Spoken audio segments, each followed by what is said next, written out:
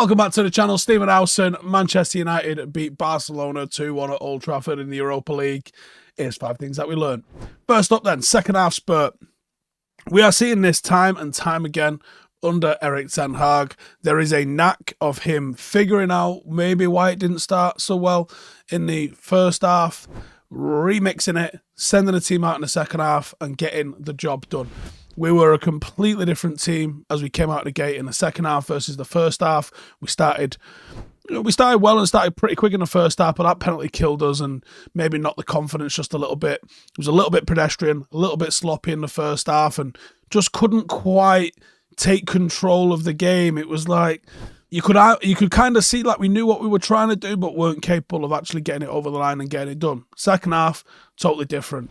Anthony came on, started to stretch them a little bit, started to force them a little bit backwards. We had a lot more pace, the pace killed them.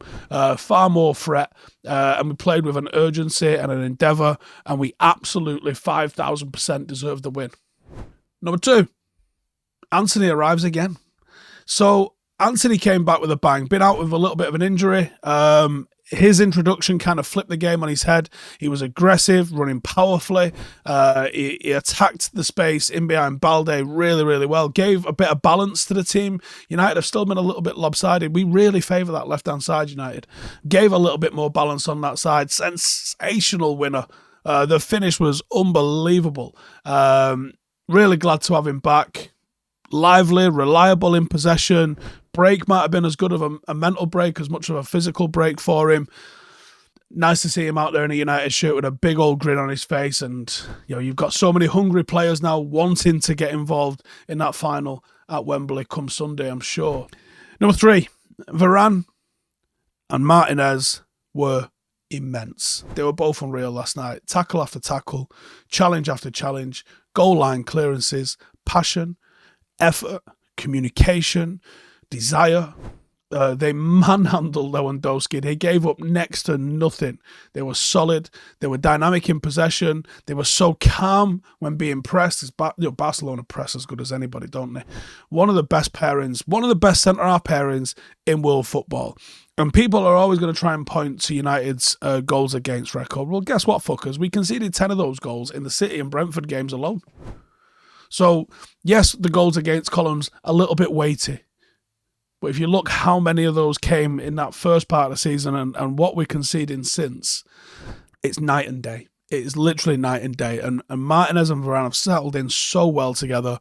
They pass out of midfield, into midfield, out of defence so well, the pair of them. And from a defensive point of view, I mean, Varane last night was sensational. I've been massively bigging up Martinez because he's come out of nowhere with it.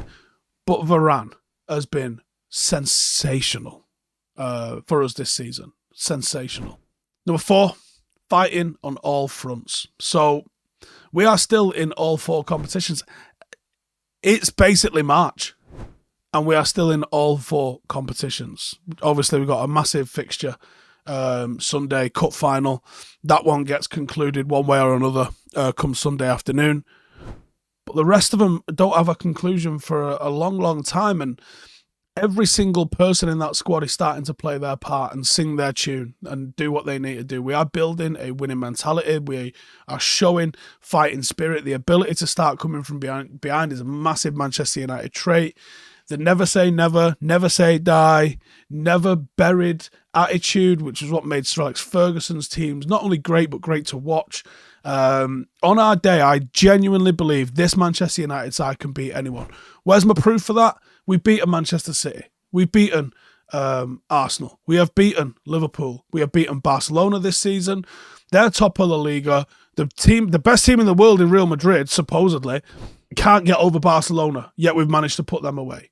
We've dealt with Manchester City recently. Obviously, the last result against Arsenal was a defeat, but prior to that, we'd already dealt with Arsenal this season. If there was a third meeting between United and Arsenal, and we had Casemiro on the team, do you genuinely think we'd be going down again? Because I don't.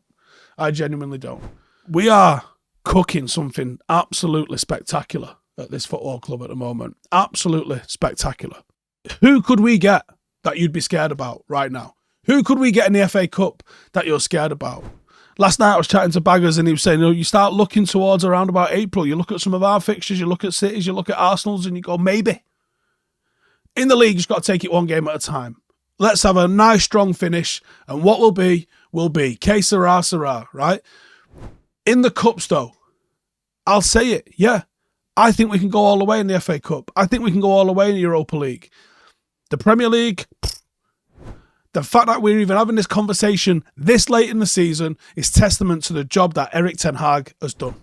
And that's point number 5. Erik ten Hag. What a man. Got it wrong initially, you would have to say. Tactically didn't look quite at it, or maybe there was instructions not being followed. But either way, half-time came around and he made the adjustments that was required to make it work. Something that Pep Guardiola cannot do. And Pep, I think the first time ever in Champions League history last night, Pep didn't make a single substitution.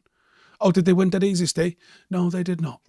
This has been something levelled at Pep a few times. I think we was only talking about this last week, that he's got in his head the perfect plan for every game, but he doesn't know how to use subs because he doesn't see how his subs can impact it on his perfect plan, because his plan was perfect. Why would he use subs?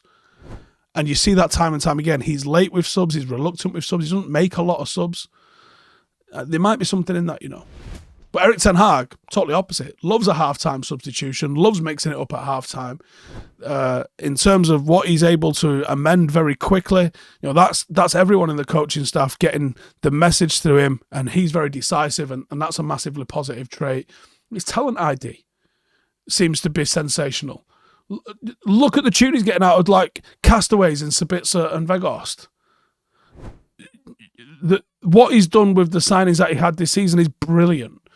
The team are clearly buying into what he wants them to do. There is a style and there is an idea that is on show. I hope the new owners come in, just deliver wads of cash by the freight load, and just say, go do whatever it is you need to do. If you need to paint a room a certain colour because what you do, you, right? If you need a particular type of grass at the done. Right. Whatever this man wants, he needs to get, because everything he is doing is flawless. He is 10 out of 10 at the moment. He's brought... If I go back and look at what I said I wanted us to achieve, I'm pretty sure I'd have been happy with whimpering in the top 4 and can we get to a final, please? Forget that noise. I'm going to be wounded if we don't win on Sunday. And I'm going to be wounded if we don't finish strong and put a bit of a fight up towards the end of the season. I'll be wounded if I don't see more finals this year from this Manchester United side. Wounded. And he is single-handedly raising that bar. He is the reason. And yes, we've seen managers come and win these trophies, and it's not been enough because the league is the bread and butter.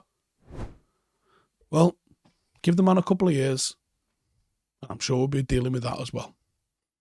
Hit subscribe, hit like, see you in the fucking next one. Laters.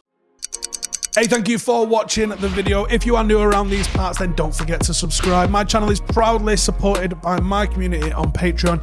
If you'd like to get a little bit of extra content, a Discord group, meetups, 5-a-side games, weekly podcasts, behind the scenes, and even an occasional bit of transfer news as and when I get it, then for the price of a pint, you can show your appreciation for the content that we make and get some goodies for doing so as well. Check the link in the description or click the button right here. You'll also find all of my socials here too if you want to follow me on any of those platforms. Nice one.